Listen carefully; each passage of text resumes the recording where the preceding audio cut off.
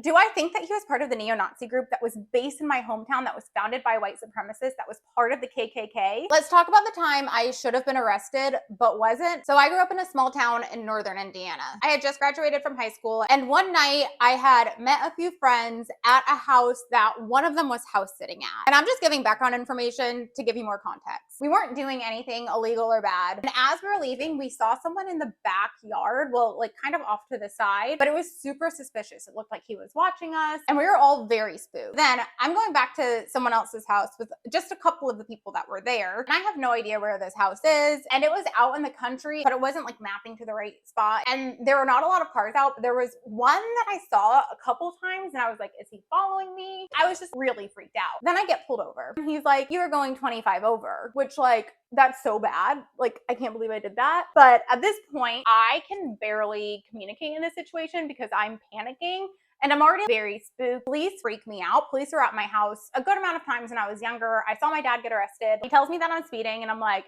oops, and asks me for my license. But I don't have my license with me. I realized I left it at the friend's house where he was house sitting. I tell him that, and now I'm even more anxious, freaking out, and I'm like, dude, what's gonna happen? My car was literally like duct taped together, so I'm nervous he's gonna see that, and I'm not doing a good job of communicating or anything. And he looks at me and he's like, are you on something? And I was like, on something? And he was like, drugs. Are you on drugs? And I was like, oh no, like I'm not drunk, I'm not on drugs, I'm not anything. I'm just like really, really anxious right now. He like asks me for my name, my birthday, goes back to his car. Also, my phone's about to die, which was like another reason that I was super stressed. And then he comes back and he's just like, I'm not giving you a warning or anything, and you're good to go. I was so thankful. I just went straight home after that. But y'all, I was going 25 over. I had a license, but I didn't have my physical license on me. My side window was literally duct taped. You could barely see out of it. And I know that the way that I looked helped me in that situation.